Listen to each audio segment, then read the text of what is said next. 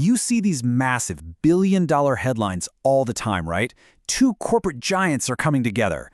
It seems exciting, powerful, a sign of big things to come.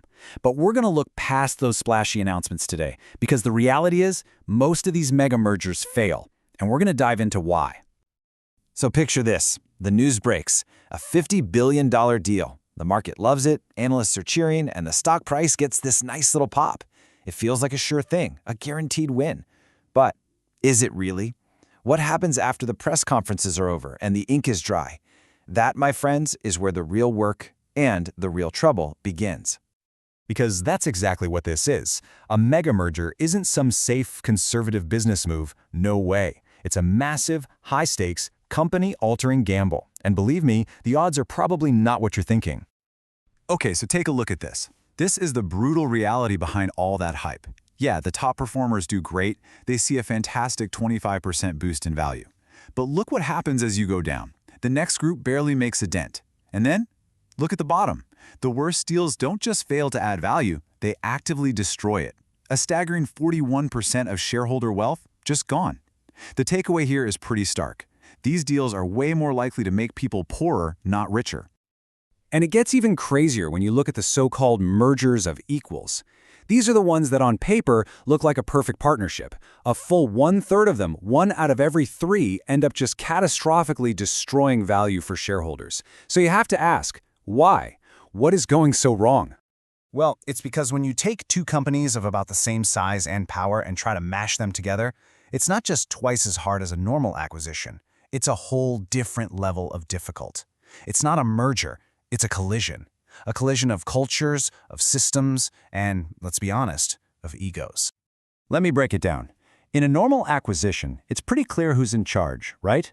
Decisions can be made quickly, and the risks are usually manageable. But a merger of equals, oh, that is a whole different beast. Suddenly, nobody's quite sure who's calling the shots. Decisions get delayed, the risks skyrocket across the entire new company, and frankly, very few executives have ever been through something this messy before. And look, these aren't just abstract problems on a whiteboard. They have very, very real consequences. Just think about it. You've got two groups of people who might have been fierce competitors for years.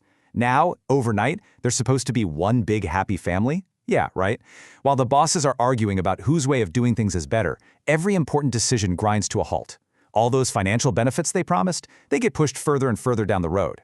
And all this fighting just sucks up all the oxygen in the room, distracting leaders from, actually running the business. So it sounds pretty bleak, doesn't it? How do you possibly avoid this massive train wreck? Well, the answer isn't about getting lucky.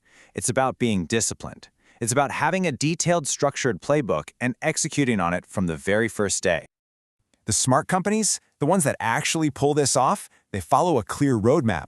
It's often called a post-merger integration, or PMI, framework.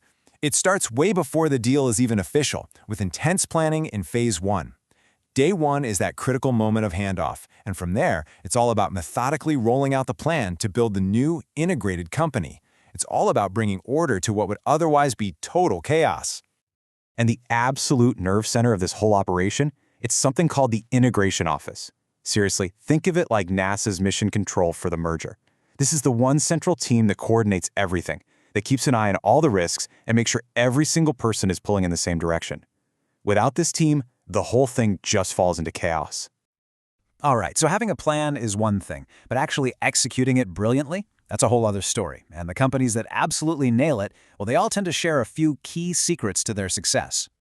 There are 4 things that are just absolutely non-negotiable. First, speed. You have to move fast and create a sense of urgency. Second, clarity.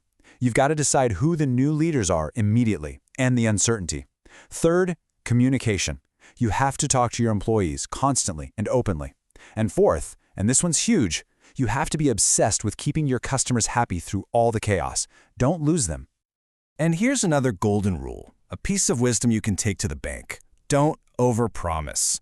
One of the quickest ways to have a merger fail is to shout these huge, unrealistic savings targets from the rooftops and then, inevitably, miss them. It is so much better to set conservative, achievable goals. You know the saying, underpromise and overdeliver? And when you do all that hard work, when you follow the playbook, when you communicate, when you move fast, this is the payoff. This is when you finally get to the whole point of the deal in the first place. Harvesting real, tangible value. So where does all this value actually come from? It's not magic. It really boils down to three main areas. You can increase your revenue, like by selling your new partner's products to your customers. You can use your assets better by consolidating factories or offices. But honestly, the biggest and fastest win almost every time comes from reducing costs. And when we say reducing costs, we're talking about really specific, concrete actions. It means you don't need 2 HR departments or 2 finance teams anymore. It means combining warehouses to make your logistics more efficient. And a big one? Now that you're a much bigger company, you can go to your suppliers and use that new leverage to get way better prices. This is how the promises on paper become actual money in the bank. So the next time you see that big, flashing merger announcement in the news, I want you to remember this. The headline isn't the finish line. It's just the starting gun.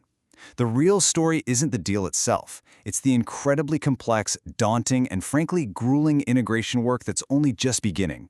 And that's what separates a failure from a true success.